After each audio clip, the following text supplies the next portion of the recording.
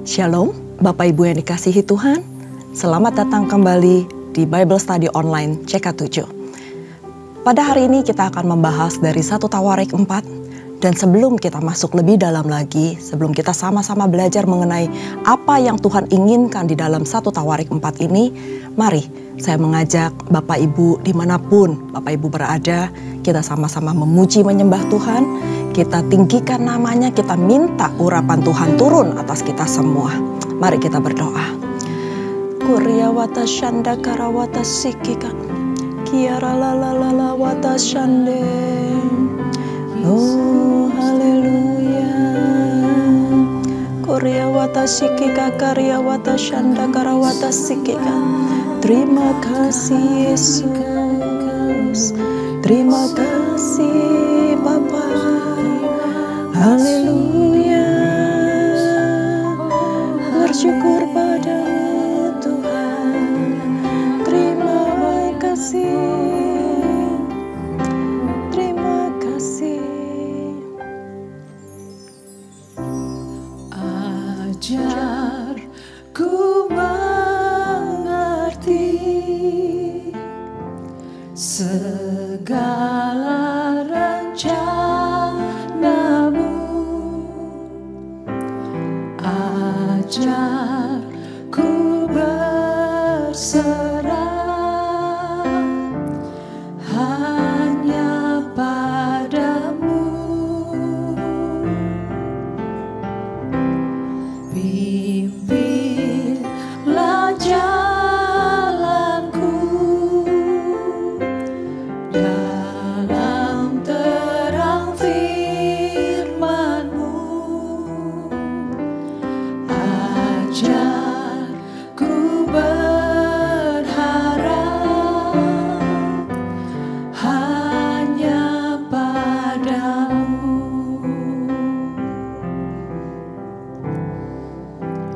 Bapakku, ajar segala rancangan-Mu, Tuhanku, heran perbuatan-Mu,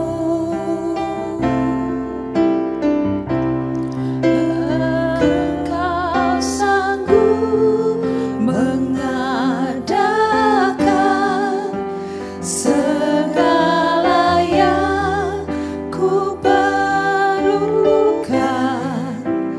menurut kehendak-Mu, terjadilah.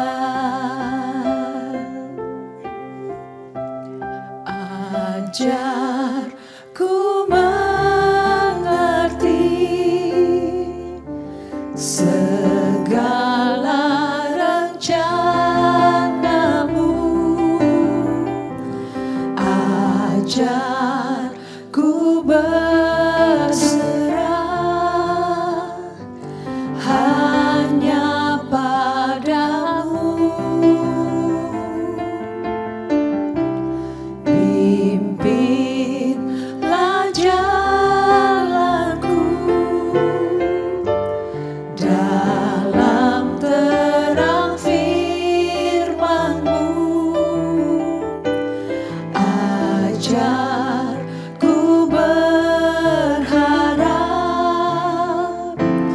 hanya padamu.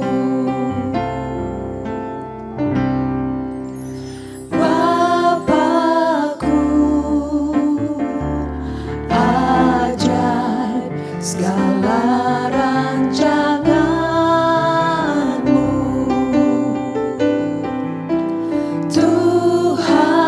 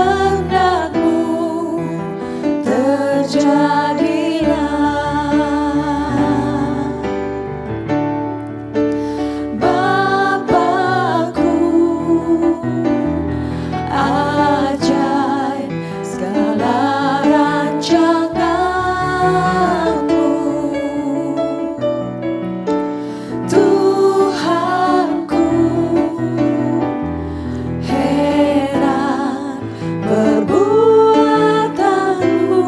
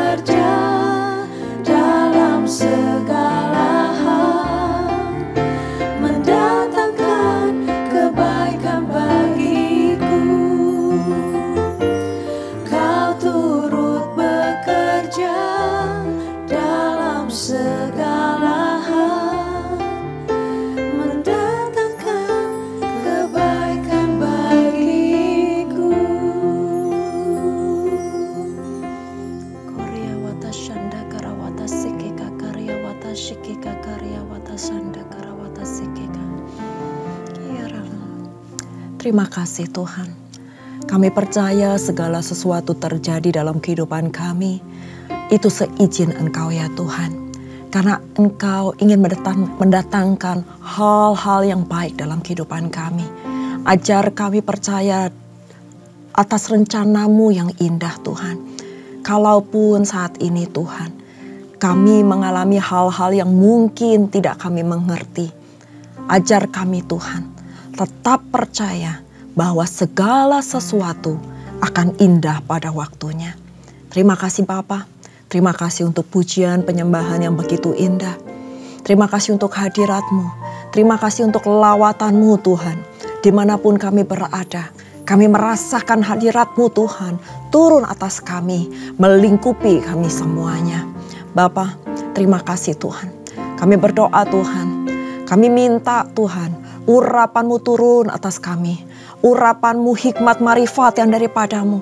Pewahyuan-pewahyuan yang baru. Pengertian akan firman-Mu yang lebih dalam lagi Tuhan.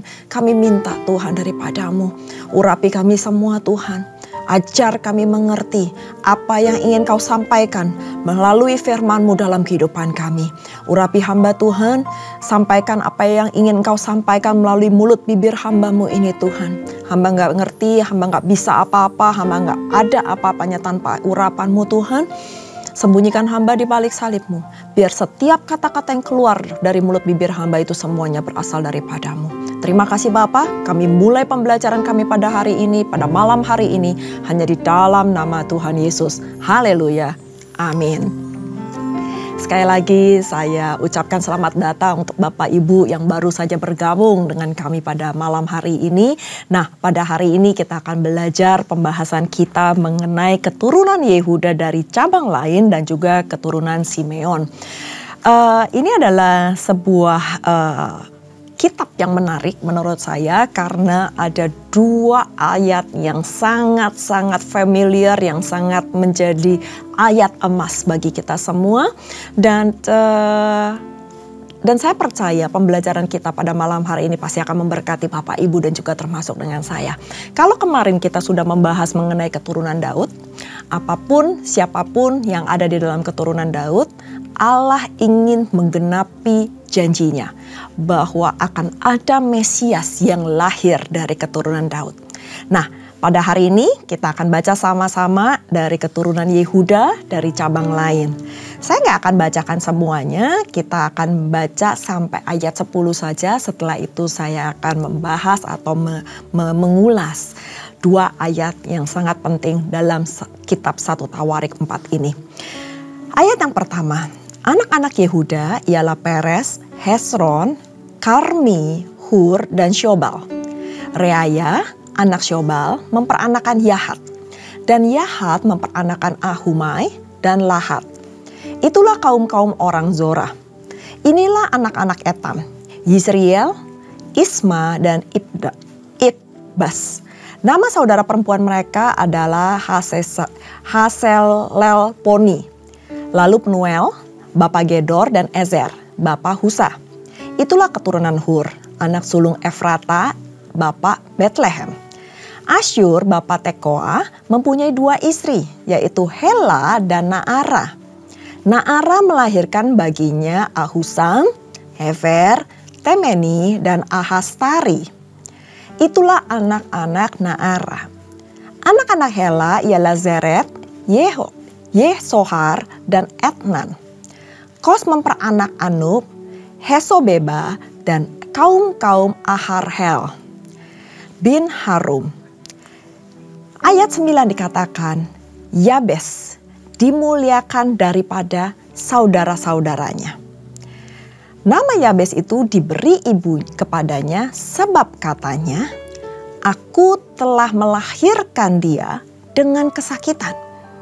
Yabes berseru kepada Allah Israel, katanya, kiranya Engkau memberkati aku berlimpah-limpah dan memperluas daerahku. Dan kiranya tangan-Mu menyertai aku dan melindungi aku daripada malapetaka, sehingga kesakitan tidak menimpa aku. Dan Allah mengabulkan permintaannya itu. Nah, Bapak Ibu yang dikasihi Tuhan, selanjutnya dari pasal ini juga selain membahas keturunan dari Yehuda dan juga di perikop berikutnya di ayat yang ke-24 membahas mengenai keturunan Simeon. Nah, setelah 70 tahun bangsa Yehuda dibuang ke negeri Babel, kita melewati satu generasi. Dan setelah itu terbitlah generasi yang baru, karena dianggap satu generasi itu biasanya rata-rata berusia berumur 70 tahun. Dan tiba saatnya pada saat Raja Kores memerintah, beliau mengizinkan mereka untuk kembali ke Yerusalem demi membangun sebuah kehidupan yang baru. Nah, bayangkan Bapak Ibu yang dikasihi Tuhan bahwa generasi muda yang mungkin belum mengenal apa yang harus mereka lakukan, mereka harus memulai kehidupan mereka yang baru, gak punya apa-apa, dan bahkan mereka baru saja habis dibuang, diasingkan, dikucilkan, gak dianggap. Yang tersisa adalah Yerusalem yang sudah hancur luluh, dan warisan mereka adalah cuman kekalahan, penjajahan, dan rasa sakit yang tersisa dalam kehidupan mereka. Dan seperti itu sebenarnya generasi yang baru ini dilahirkan. Generasi yang harus memulai sesuatu kehidupan dari kehidupan yang pahit. Nah, kitab Tawarik sengaja ditulis untuk menyapa, untuk mengingatkan bahwa ada generasi yang baru yang terluka ini. Dan untuk menyemangati, untuk membangkitkan semangat yang baru terhadap kaum Yehuda ini sebagai umat yang dipilih oleh Tuhan. Caranya bagaimana? Mulailah dengan Tuhan. Nah, salah satu yang menarik adalah dari keturunan silsilah dari Yehuda yang penting yang dicatat oleh Alkitab sampai saat ini. Dan bahkan dari keturunan ini, doanya itu sangat memberkati kita semua, yaitu Yabes. Nah, siapa sebenarnya Yabes ini? Karena Yabes itu menjadi inspirasi bagi banyak orang dan termasuk saya. Sebelumnya nama Yabes gak populer, tapi doanya dia menjadi sangat terkenal. Karena apa? Doa yang dikabulkan. Nah, Yabes ini lahir menurut Alkitab itu dikatakan bahwa ibunya melahir dengan kesakitan. Nah, saya percaya bagi wanita yang pernah mengalami atau pernah melahirkan, bahwa melahirkan itu nggak ada yang nggak sakit ya Bapak Ibu ya. Ibu-ibu khususnya. Dan rupanya Yabes ini sakitnya lebih daripada saudara-saudaranya. Sehingga dikatakan bahwa aku telah melahirkan dia dengan kesakitan. Ada tanda kata-kata kalimat yang spesial bahwa nama Yabes ini diberikan karena dia melahirkan dengan kesakitan atau rasa sakit yang sangat dalam. Nah, Bapak Ibu, bayangin kalau kita memberikan sebuah nama kepada anak kita dengan nama artinya kesakitan atau rasa sakit yang berlebihan. Pasti saya percaya anak ini akan dibully. Anak ini akan diledek oleh teman-temannya, oleh lingkungannya, oleh orang-orang yang ada sekelilingnya. Jadi dia itu akan merasa minder, dia itu akan merasa kecil hati, dia itu merasa terhina, dia itu merasa terasingkan, dan pasti hidupnya nggak nyaman dengan nama tersebut. Akan tetapi yang luar biasa adalah Yabes gak larut dengan arti nama yang diberikan oleh ibunya kepada dia. Dia gak menyerah. Dia gak mau gak mau cuman sekedar ya sudah nasib saya seperti ini, nama saya seperti ini, ya sudah terima aja nasib saya. Tetapi dia bangkit dari kenyataan hidupnya yang mungkin selama ini pahit buat dia. Dan dikatakan di ayat 9 bahwa dia lebih dimuliakan daripada saudara-saudaranya. Pada saat saya mempelajari ayat ini, ada sesuatu yang menarik buat saya di ayat ke-9 ini. Bahwa dikatakan Yabes dimuliakan lebih daripada saudara-saudaranya. Meskipun namanya dia itu sebenarnya nama sesuatu yang kurang enak. Apa arti kata dimuliakan? Pada saat saya mencari apa arti kata dimuliakan dalam bahasa Ibrani, ini sangat menarik. yaitu kafot. Kafot atau kabot, yang artinya adalah berat, berbobot, heavy. Kalau bahasa Jawanya sebenarnya nggak jauh beda dengan kafot bahasa Ibrani. Kalau bahasa Jawa, kalau Bapak Ibu mengerti bahasa Jawa, kita bicara mengenai abot gitu ya. Abot itu berat. Nah, sekarang berat itu tergantung dari cara pandang kita. Kalau cara pandang kita negatif, kita merasa berat itu adalah sesuatu yang memberatkan kita, yang membawa kita rasanya susah menjalani segala sesuatu dalam kehidupan ini. Tetapi Yabes melihat berat atau berbobot ini adalah sesuatu yang ujungnya akan dia lebih dimuliakan. Jadi Bapak Ibu yang dikasihi Tuhan, kalau saat ini kita merasa hidup kita kok berat banget, saya kok berat ya menjalani segala sesuatu. Mungkin di dalam pekerjaan saya, di dalam rumah tangga saya, di dalam kehidupan saya secara overall keseluruhan. Kok berat? Lihat dengan cara pandang Tuhan. Ingat, arti dimuliakan kafot atau berat, berbobot. Jadi, kalau kita merasa saat ini hidup kita berat, berarti Tuhan ingin memuliakan Bapak, Ibu, dan saya pada waktunya. Amin. Tergantung dari bagaimana cara pandang kita. Yabes adalah seorang yang mengubah dari berat secara negatif, dari cara pandang dunia, menjadi berat yang artinya dia dimuliakan lebih daripada saudara-saudaranya. Mungkin arti nama saudara-saudaranya baik, bagus, indah, tapi dia tidak memandang hina sebuah arti nama yang diberikan oleh ibunya kepada dia.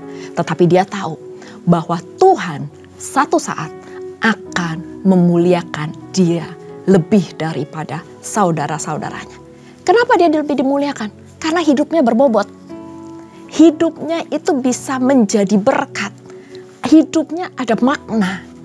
Hidupnya itu bermanfaat. Imannya yang luar biasa, doanya yang dahsyat, dan bagaimana hidupnya berkenan di hadapan Tuhan. Kalau kita baca satu persatu ayat yang ke-10, ini sangat menarik, di mana saya akan bacakan. Yabes berseru kepada Allah Israel. Katanya, kiranya engkau memberkati aku berlimpah-limpah dan memperluas daerahku. Dan kiranya tanganmu menyertai aku dan melindungi aku daripada malapetaka, sehingga kesakitan tidak menimpa aku. Doa Yabes ini adalah doa pendobrak nasib. Di mana dia dikatakan bahwa Yabes itu artinya kesakitan, dia bilang kesakitan tidak menimpa aku. Dan kunci daripada ayat 10 ini adalah di kalimat yang terakhir. Dan Allah mengabulkan permintaannya itu. Luar biasa bukan? Apa yang kita inginkan dalam kehidupan kita ini selain doa kita dikabulkan oleh Tuhan?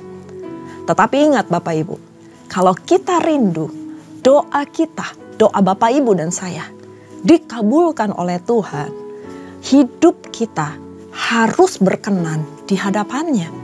Itu yang nomor 1. Dan apa yang kedua? Supaya doa kita bisa dikabulkan oleh Tuhan, kita harus dengan setia berseru kepada Tuhan.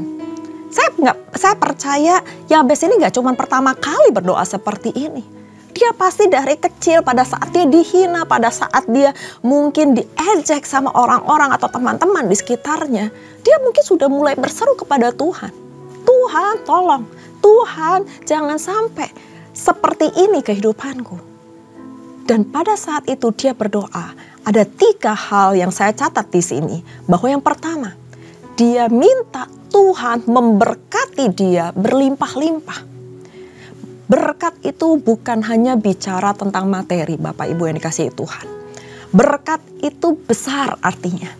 Pada saat kita diberkati dengan damai, sejahtera, sukacita yang melampaui akal pikiran manusia, itu udah sesuatu yang luar biasa.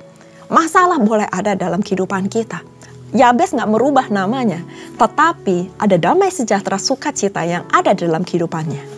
Jadi Yabes minta pertama adalah diberkati secara bukan cuman pas-pasan, secara sedikit saja, tetapi berlimpah-limpah. Baik dalam jasmani maupun dalam rohani. Itu yang pertama. Yang kedua, doa Yabes dia minta Tuhan memperluas daerahnya. Daerah ini adalah teritori, mencakup wilayah, pekerjaan, kekuasaan, pelayanan, apapun yang saat ini kita injak, pada kemanapun kita melangkah, kita minta Tuhan untuk memperluas wilayah kita. Jadi Bapak Ibu, gak ada salahnya kita berdoa minta Tuhan memperluas wilayah kita, daerah kita, teritori kita. Selama hidup kita berkenan.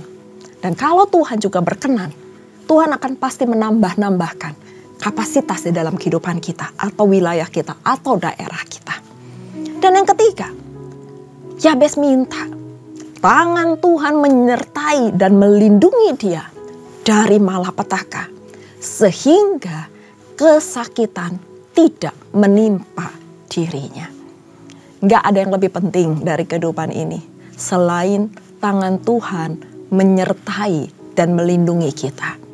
Kalau tangan Tuhan yang maha kuasa itu menyertai melindungi kita dari malapetaka, saya percaya kesakitan itu tidak akan menimpa Bapak, Ibu, dan saya.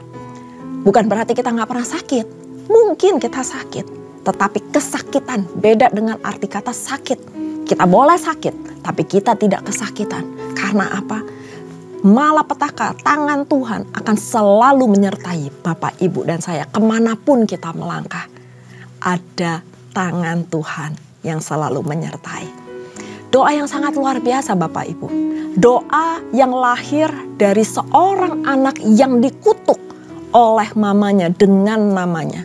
Akan tetapi permohonan doanya justru mematahkan kutuk. Mematahkan apa yang sudah diberikan oleh orang tuanya kepada dia. Karena Tuhan sanggup mengubah kutuk menjadi berkat. Ada sebuah perubahan yang totalitas. Dan Yabes menunjukkan bahwa berkat perlindungan hanya berasal daripada Allah.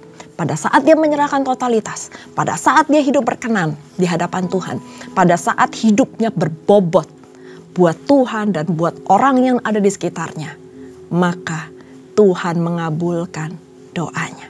Dan saya percaya apapun yang terjadi dalam kehidupan kita, kalau kita berkenan di hadapan Tuhan, Tuhan sanggup mengubah kutuk menjadi berkat. Bapak Ibu yang dikasihi Tuhan, saya nggak tahu bagaimana pengalaman kondisi Bapak Ibu dilahirkan. Jangan pernah menyerah. Jangan pernah bilang, ya sudah saya lahir seperti ini, saya dibesarkan seperti ini, nasib saya seperti ini. Nggak ada yang kebetulan dalam kehidupan ini. Tuhan punya rencana yang indah buat Bapak, Ibu, dan saya. Tergantung dari sudut pandang mana kita mau melihat. Bobot, berat, atau kita mau lihat satu saat hidup kita ini akan dimuliakan Tuhan. Tuhan sanggup mengubah kutuk menjadi berkat. Asal kita hidup berkenan di hadapan Tuhan. Jangan menyerah. Tetap percaya kepada Tuhan. Tetap mengandalkan Tuhan. Dan cari perkenanan Tuhan lebih dari segalanya. Maka Tuhan sanggup mengubah kutuk menjadi berkat. Mari kita berdoa. Terima kasih Bapa. Terima kasih untuk pesan yang sederhana ini Tuhan. Hari ini kami belajar banyak dari doa Yabes. Kami tahu Tuhan, arti nama Yabes, kondisi Yabes dilahirkan. Mungkin tidak sesuai dengan apa yang dia harapkan. Mungkin hidupnya pada masa kecilnya berat. Tapi kami belajar Tuhan, pada saat masa-masa berat, Tuhan bisa mengangkat itu menjadi sebuah kemuliaan. Kami mau Tuhan, hidup kami juga dimuliakan. Pada saat kami menyerahkan hidup kami totalitas kepada Engkau. Dan kami memberikan hidup kami yang bermanfaat, yang berguna, yang berbobot untuk Engkau dan untuk orang-orang di sekeliling kami. Dan kami percaya Tuhan, Engkau sanggup mengubah kutuk menjadi berkat. Engkau sanggup Tuhan mengabulkan setiap permohonan doa kami. Dan kami percaya Tuhan, ini gak cuma sekadar doa, tetapi ini adalah permohonan doa. Dan kami juga mau Tuhan, itu terjadi dalam kehidupan kami. Kami mau Tuhan, doa-doa kami juga berkenan di hadapan-Mu.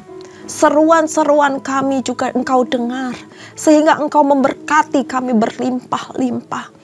Engkau memperluas kapasitas kami, Engkau memperluas daerah kami, Engkau memperluas teritori kami. Kami berdoa Tuhan, dan biarlah tangan Tuhan yang selalu menyertai dan melindungi kami dan keluarga besar kami, suami, istri, anak-anak kami, orang tua kami, dan orang-orang yang kami kasihi dari malapetaka, sehingga kesakitan itu tidak sama sekali menimpa kami. Tuhan, Engkau yang tahu bagaimana kondisi setiap umat-Mu, setiap jemaat-Mu yang mendengar pada malam hari ini. Hamba berdoa Tuhan, biarlah perkenanan-Mu juga turun atas mereka semua. Mereka mengubah Tuhan apa yang manusia boleh rancangkan. Mungkin manusia merancangkan kecelakaan, tetapi Engkau merancangkan hal-hal yang baik dalam kehidupan kami. Damai sejahtera, masa depan yang penuh harapan, berkat jasmani dan rohani yang melimpah dalam kehidupan kami terjadi di dalam nama Yesus. Terima kasih Tuhan, terima kasih. Inilah doa kami, inilah doa kami Tuhan. Mari kita nyanyikan lagu ini. Kiranya Engkau memberkati aku berlimpah-limpah.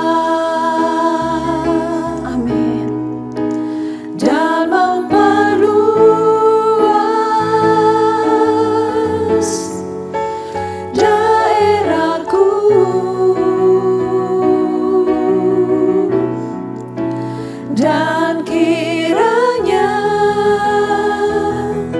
tangan-Mu menyertai aku dan melindungi aku daripada malapetaka, sehingga kesakitan tidak menimpa aku. Kiranya Engkau memberkati aku berlimpah-limpah dan memperluas daerahku. Dan kiranya tangan-Mu menyertai aku dan melindungi aku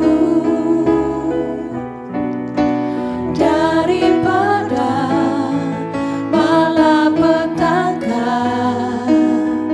sehingga kesakitan tidak menimpa aku. Amin. Mari Bapak Ibu yang dikasihi Tuhan, kita mengangkat kedua tangan kita dan kita siap menerima berkat. Terimalah berkat yang berlimpah-limpah dari Allah Bapa, kasih karunia di dalam anaknya yang tunggal, Tuhan kita Yesus Kristus, dan persekutuan manis dengan Roh Kudus menyertai Bapak Ibu sekalian mulai saat ini sampai Tuhan Yesus datang untuk kedua kalinya, menjemput kita di awan-awan permai dan bahkan untuk selama-lamanya. Mari kita yang sudah menerima berkat sama-sama katakan amin. Tuhan Yesus memberkati. Shalom.